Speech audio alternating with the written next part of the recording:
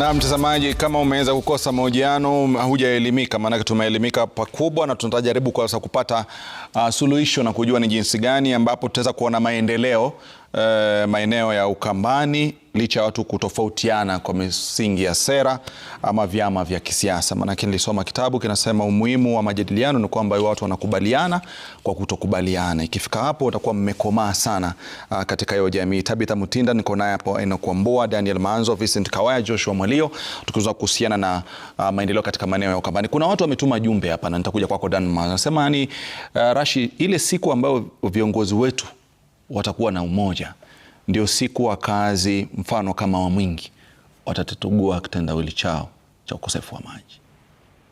Manake kimtazamo wao, kama nimemwelewa, ni kwamba yaweza kuwa tuna karata zetu za kama jamii ya Ukambani za uchaguzi na ukuja, lakini lazima tujue kwa hivi sasa tunahitaji kucheza karata na serikali iliyo madarakani tupate maendeleo huku tukijipanga na karata. Lakini tukiangalia kule tunakokwenda tukisahau usasa, basi wakazi watakuwa bado hawafaidiki. Ulizoaje Dan Manzo? Tuna fursa ya kwamba tuende tusionekane wanyonge, lakini tupate maendeleo, kwa sababu mwisho wa kwisha wananchi wanahitaji maendeleo, lakini bado karata za uchaguzi na ukuja zinachezwa vile vile. Lakini tukisema tunapuuza aliye madarakani kwa karata zinazokuja, hakuna faida kwa mkazi wa Ukambani.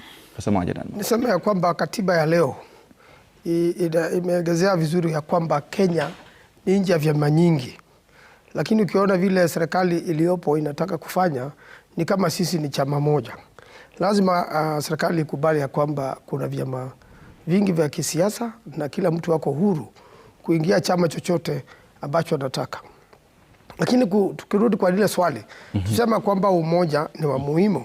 Maanake vile siasa ya Kenya imekuwa ikiendelea, lazima kuwe na uhakikisho wa kwamba kuna usawa hata kwa njia za kupiga kura. Ndio tumesema Wakenya wanataka IEBC ambayo kila Mkenya anaiamini. Na tuseme ya kwamba pia uchaguzi utakapofika, pia tunataka tuhakikishe ya kwamba Wakenya wengi wamepiga kura. Na ndio nasema ni vizuri, na tuliona mwinuko wa Gen Z. Gen Z wao walisema hatuna kabila, hatuna chama. Sisi ni Wakenya ambao tunataka haki. Na hiyo ndio Kenya mpya sasa. Na pengine hata tutapindua katiba yetu kuandamana na yale maneno. Na ndio naimiza wa Gen Z wengi waingie kwa siasa. Maanake siasa ndio ulete maendeleo kwa nchi. Ndio waweze kuwa, shida kubwa sana ni bunge. Ndio imekuwa shida kubwa. Wakati kura iliisha hivi na koti imesema, upinzani ndio ulikuwa mkubwa. Na kama nchi iko na upinzani mkubwa, ni kama vile kuko Marekani. Kuna wakati ule rais wa Democrat Joe Biden, si yeye alikuwa na wabunge wengi. Kwa hivyo pande ile ingine ikahakikisha kwamba serikali kule imefanya kazi. Serikali haiwezi fanya kazi bila kudhibitiwa na upinzani mkali. Na hata kama Mheshimiwa Kalonzo Musyoka atakuwa rais, atakuwa na upinzani ambao utakuwa mkali kuhakikisha kwamba Kenya imeendelea mbele na kazi imefanywa kila mahali kwa usawa. Hivyo tunasema lazima serikali ya Ruto iangaziwe vyema na upinzani mkali kuhakikisha. Shida kubwa hapa, na ndio uliona vijana waliandamana na wakavunja mbunge na karibu wavunje Ikulu, na wakamwambia rais, wewe weka sahihi. Shida ni nini? Katiba inasema Wakenya waulizwe katika ile inaitwa public participation. Jambo yoyote ambayo tunafanya, hata kama ni hiyo finance bill, hata kama ni budget, Wakenya wahusike. Lakini Wakenya wakihusishwa, ili serikali ya hivi sasa vile inafanya, inasikia maoni ya Wakenya lakini hayazingatii, inafanya bado vile inataka. Shida kubwa, sheria inatoka State House vile ilivyo, baada ya bunge kuipindua na wananchi, inafika pale inakandamizwa bunge, wambunge wanaonekana ama wanaelekezwa, ile sheria inarudi vile ilikuwa, inawekwa sahihi na inapelekwa kwa wananchi, na wananchi wakikataa. Hiyo ndio shida kubwa ya Kenya. Ndio naona maendeleo haijaendelea, miradi haijaisha, pesa bado Ruto anakopa nyingi, bado haisaidii. Ikifika hapa sisi tunatoshwa kodi kubwa. Unajua Wakenya wangetolezwa kodi na waone hii Nairobi haina mafuriko. Juzi watu 6 walikufa bure tu. Nakuuliza swali Dan Manzo kabla nimlete ndugu yangu Kawaya. Utakuwaje na imani na mtu wa kubadilisha, ama utakuwaje unategemea mtu asaidie katika maendeleo wakati hauna imani naye? Mnataka kuuliza kwa sababu wewe unasema kwamba huyu amefail kabisa. Wakenya hawana. Ni yule ambaye kumbuka kuna miaka ya kutosha kabla uchaguzi. Kumaanisha kwamba hapa hii miaka tutaka maendeleo. Hii tutaka mabadiliko katika maisha ya wananchi, uchumi wa imara. Itakuwaje mtu huyo ambaye hauna imani naye watarajia lete mabadiliko? Niseme ya kwamba kulingana na historia iliyopo sasa na vile serikali imeendeshwa mpaka sasa, kwanza bila kufuata katiba ya Kenya, tena kukiwa na wizi mwingi, na tena kiongozi wa mashtaka akiwa hawezi shtaki wale wameimba pesa za Kenya, na tena kukiwa na mawaziri wengi ambao wako serikalini na wanajulikana ni wezi na ushahidi huko na wapelekwi kotini na watolewi kwa serikali. Hapo ndipo serikali imefeli kabisa, manake tumewacha ufisadi uweke mizizi. Unajua ile pesa kidogo ya pale Thwake Dam na Konza City ingekuwa imefika, huyo mradi ungekuwa umeisha na Kenya inaendelea. Vile vile miradi ingine tofauti. Sasa wanasema tunataka kujenga Gradfall Dam kubwa sana ipeleke irrigation, na umeshindwa kumaliza zile ndogo. Kwa hivyo shida kubwa vile mimi nimeona pale bunge na ile masuala uletwe bunge, ufisadi ni mwingi. Lazima tuwe na viongozi ambao watalete mabadiliko kwa nchi. Nchi inafaa kubadilika, na nchi inafaa uongozi ambao ni wa haki. Wale wafisadi wote walio hii nchi wapewe muda warudishe pesa, kama sivyo wakamatwe, wapelekwe mahakamani na hiyo pesa itolewe. Kama tungekuwa tunatoa fedha na tunatoa kodi na tunaona kazi, Wakenya wangekuwa wamevumilia. Lakini tunatoa kodi, wizi inaendelea, tunakopa pesa, bado haisaidii nchi. Nchi imekoma, imefika mahali imekwama, na lazima ikwamuliwe na Wakenya wenyewe kwa kupiga kura kwa kiongozi ambaye ni mwaminifu na ambaye atalete mabadiliko. Naam, Kawaya, najua Tabitha atakuchangia tu mpele Kawaya kidogo nitakuja kwako. Umeweza kusikia kwamba kwa hivi sasa kuna haja ya watu kuzungumza kwa sauti moja. Kuna haja ya viongozi kutoka Mount Kenya South kama alivyozungumza, kwamba tuweke tofauti zetu kando, tuangalie vipi ili eneo litabadilika. Kwa sababu kama mnavyokumbuka, ikija wakati wa mvua tunaathirika. Ikija wakati wa kiangazi tunaathirika. Na ni swala ambalo kwa kweli sidhani kama ni swala ambalo ni zuri kulizungumzia. Lakini tungekuwa tunaweka vitu moja kujiuliza, itafikaje wakati wa mvua tusiathirike, na itafikaje wakati wa kiangazi tusiathirike? Tutafanyaje kuweza kuibadilisha hiyo hali? Maanake yule ambaye alipiga kura, ambaye anakaa anatazama runinga sasa hivi, anasubiri kupata kujua, je, mwafaka wa hii shida ambayo imekuwa, nasikia daraja limefanya hivi, watu wamesombwa na maji nini, hakuna chakula hivi na hivi, ni swala ambalo kwa kweli wanasema wale limepitwa na wakati katika karne hii ya sasa katika maeneo kama tunawezaje hivi? Na tuwezi kupata suluhisho hilo kama kila mtu anasimama na msimamo yake. Lazima watu weke vichwa pamoja kwa sababu ya maslahi kama. Tutafika hapo kweli Kawaya? Safari ya kukomboa Ukambani tayari ilianza, na kwa sababu siasa ya Ukambani ni complex, na nitaelezea kwa sababu gani.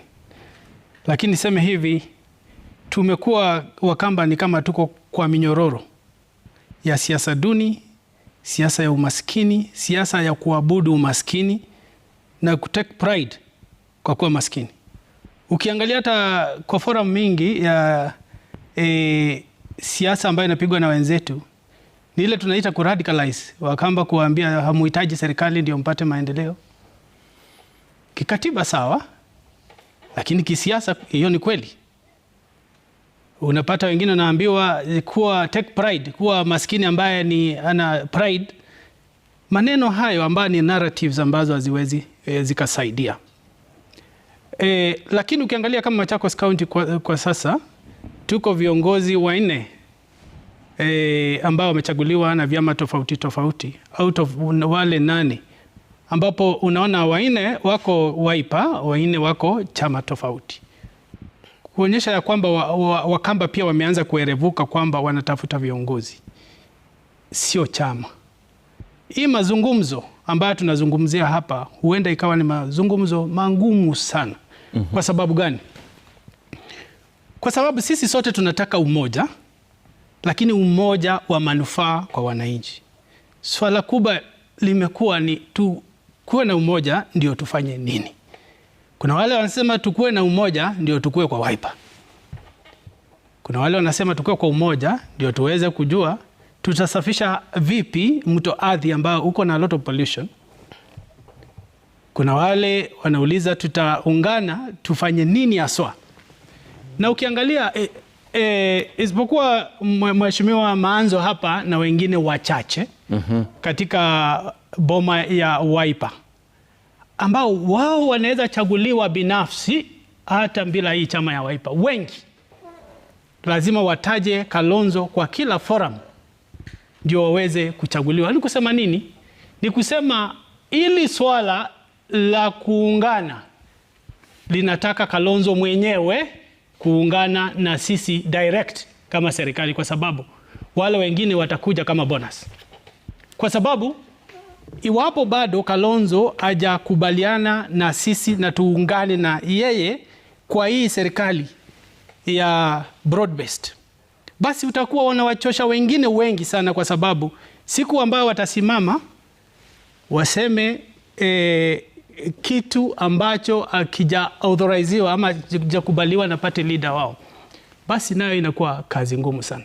Na niseme kunazo vitu mingi sana ambazo tukikaribiana pamoja na tukue sincere na tuungane pamoja, kwa hakika kuna wingi wa manufaa ambao tunaweza kupata, lakini tusiwe kwa forum moja.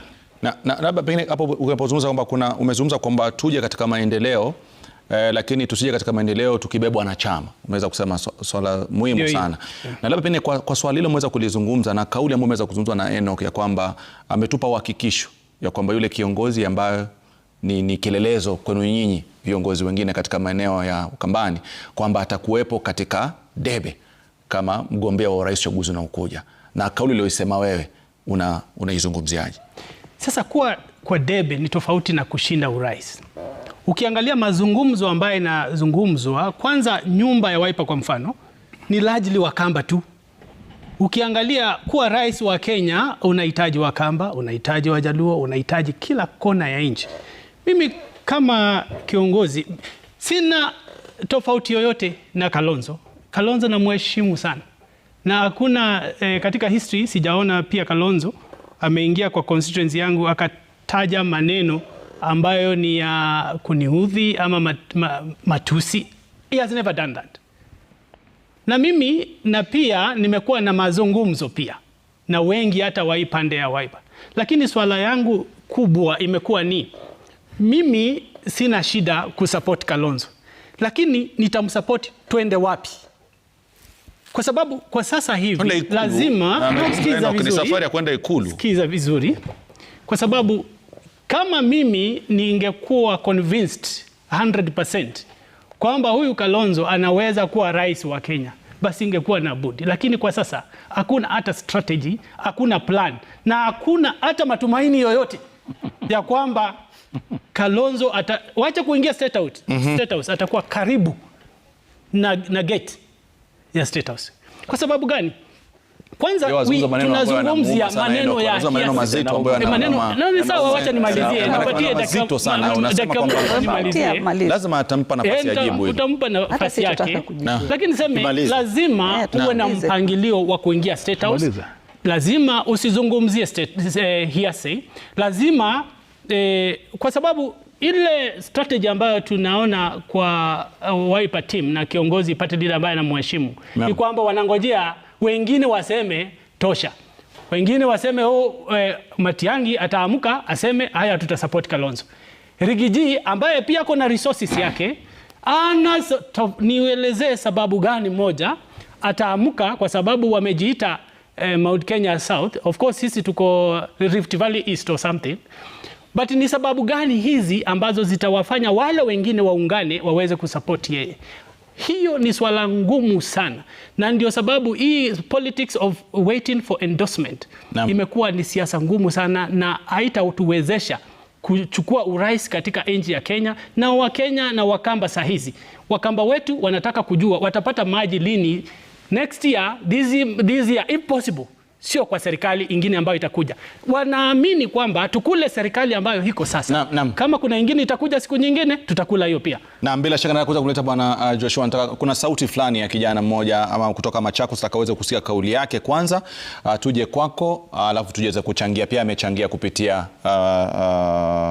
mitandao ya kijamii.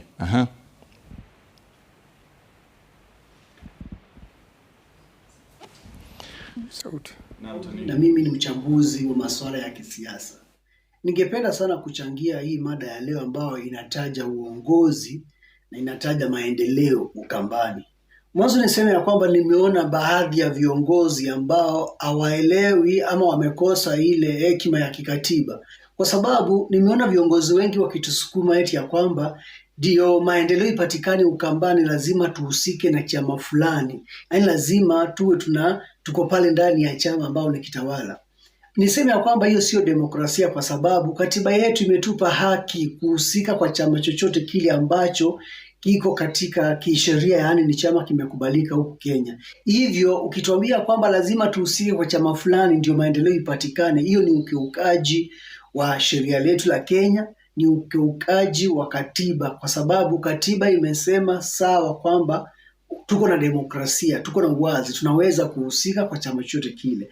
Pili niseme maendeleo, kugawanya rasilimali na nafasi za kiserikali lazima iwe kwa haki na usawa. Kila jamii inastahili kupata maendeleo, haki na usawa, kwa sababu sisi wote ni watu wa ushuru. Ni ushuru ambao inahusika kuleta maendeleo, sio uchaguzi wangu ati ni chama gani mimi nimeengemea pande gani. Kila Mkenya ni mtoa ushuru, kila Mkenya ni mtoa ushuru. Hivyo development ama maendeleo inastahili kupatikana kila mahali, kila eneo la Kenya, kwa sababu sisi wote ni watu wa ushuru. La mwisho niseme ya kwamba hawa viongozi ambao tumewachagua, wengine wako pale kwa mbunge, nyinyi ndio umepewa nafasi ya kufanya ile tunasema representation. Wewe ndio unastahili kurepresent eneo lako, your constituency. Hivyo ukija hapo utuambie heti ati maendeleo injapatikana kwa eneo letu kwa sababu sisi hatuko kwa chama fulani, wewe uko na akili timamu kweli? Kwa sababu wewe ni msomi, sivyo? Wewe kama ni msomi basi unaelewa kwamba maendeleo inastahili kupatikana na wewe ndio mwakilishaji, enda utetee eneo la kwako. Hapo Nairobi hii leo tuko hapa katika eneo la Machakos ambapo tutapata fursa kuongea na wananchi kuhusu siasa za Ukambani na siasa za huku ziko na mwelekeo gani. Wacha tusikie maoni kutoka kwa wananchi. Karibu, naanze na jina. Kwa majina naitwa Daniel Kilonzo, niko Machakos. Siasa za Ukambani, I want to say that we are in a sorry state. The direction politics is taking in Machakos is desperate. And this problem started when a unit of qualification, when it became money. And the leading party in Ukambani, political party Wiper, stopped looking at personality and the people's ability and started looking at what is this person putting on table. That's where our politics took the wrong direction. We have powerful leaders around here, but because them is policy oriented, they don't get that support. And we want to ask the leadership, starting from Daniel Manzo, the person we can reach, let's champion for protecting those people who have policies and ideas. Let's support those people if we have to see any meaningful development in Ukambani going forward. Anza na majina alafu tueleze. Mimi naitwa Mr. Mutala Mbesa, mimi ni mkaaji wa mji wa Machakos, na kuhusu mada hii ya siasa za Ukambani kwa jumla Machakos, Kitui na Makueni. Kwanza, eneo letu la Ukambani na kama vile Western ni eneo ambalo limezoea kukaa na sana opposition. Sisi vile wa Ukambani hatujawahi jua vile ya kunegotiate mambo ya kama serikali imepita. Wakamba wengi huku wako na ile shida ya hata wakichagua MC wakachagua MP wanaanza kumkataa the following day. Hawajaijua shida ya vile ya kunegotiate. Tungejua vile ya kunegotiate tungekuja together na tunegotiate zile vitu ziko kwa serikali. Like for one, like hapa Machakos, tuko na damu kubwa imefanya negotiation pale Katalembo na mjumbe hapa anaitwa Caleb. And then the other people who are from the party ile kubwa wanaona akifaulu kuleta hiyo ni siasa anakuwa sana. Tungengoji sisi wote tungekuwa tunazoea hii ingekuwa inatusaidia sana. Mada ile ingine ya tumeulizwa ambao inahusu mambo ya vile ya kuleta mambo ya ungatuzi katika eneo letu ni kwamba let us focus on kusupport kwa sasa ile serikali imepita ili tupate chenye kiko. Mambo yakija ya kuchaguana tutajua vile tutavuka mto huu. Asante sana. Anza na majina na kwa haraka utuambie maoni yako. Asante sana. Kwa majina ni Nicholas Jimmy aka Jimmy Nix. Mimi ni mkaaji wa Machakos County. Tena mimi ni mchambuzi wa masuala ya kisiasa. Mwanzo niseme tunapozungumzia swala la siasa na maendeleo huku Ukambani, ni vizuri ya kwamba tuelewe kwamba katiba iko wazi. Imesema ya kwamba sisi kama wananchi wa Kenya tumepewa nafasi ya kujiunga na chama chochote. Basi wale ambao wanatushawishi ya kwamba eti lazima uingie kwa chama fulani ndio maendeleo ikuje huku Machakos County, huwa wamepotea sababu sisi kama wakaaji sisi tunalipa ushuru. Unapolipa ushuru basi maendeleo inastahili kupaswa katika yetu ya Kenya yote, kila mahali, iwe ni Machakos, iwe ni Nyeri, iwe ni Nairobi. Sisi wote ni watu wa ushuru. Hivyo maendeleo inapaswa ionekane katika kila jamii. Jambo la pili, sisi tumewapa nafasi viongozi katika serikali kuu. Hao viongozi tumewapa kazi ya uwakilishaji. Hao ni representatives. Hivyo wanapaswa kurepresent maeneo yao kama ni constituencies. Wahakikisha kwamba maendeleo imekuwa katika yale maeneo ambao wanawakilisha. Ya mwisho ni kwamba tumepewa demokrasia. Demokrasia ni kwamba sisi tuko na uhuru wa kuhusika na chama chochote. Hivyo usiseme kwamba eti lazima tuhusike na hawa ama wale ndio maendeleo ije huku. Wale ambao tumewapa nafasi wajumuike, wafanye kazi vile inavyofaa. Umoja ndio tumekosa, na ndio maana maendeleo yametukimbia, kwa maana kila mtu anataka kufutia kwake. Kwa hivyo kile nataka kuhimiza hapa Ukambani ni jambo moja, ya kwamba sisi kama tunataka maendeleo tuachane na vyama na tushikamane, na tukishikamana ndio serikali itatusikiza. Lakini kwa sasa niko na shaka. Kwa majina naitwa Dennis Simiu. Mimi ningesema hivi kwa hii siasa ya Ukambani, msichukue chama kukua ndio ikuwe ni chama ya mtu mmoja. Chama ikuwe ni ya Ukambani wote. Chama ikuwe ni ya viongozi wote Ukambani. Sio gavana aende njia yake, naibu gavana aende njia yake, senator aende njia yake, MP aende njia yake, MC aende njia yake. Tushikaneni. Tukishikana mtaleta Ukambani pamoja. Maana Ukambani ndio kuna kabila mengi ambao ninaona hii Ukambani. So tungetamani sana Ukambani na viongozi wetu ambao mnakuja, tungesema mkikuja Ukambani muweke Ukambani pamoja, tuache uongozi wa kujiongoza sisi wenyewe. Ni asante sana. Naam, umesikia mwenyewe, hizo ni hisia tofauti kutoka kwa wananchi kutoka eneo la Machakos ambao wasema katika eneo la Ukambani viongozi wanafaa kuja pamoja na washikane ili tupate maendeleo. Kutoka kaunti ya Machakos nikiripotia runinga ya Citizen, mimi ni Enoch Musui.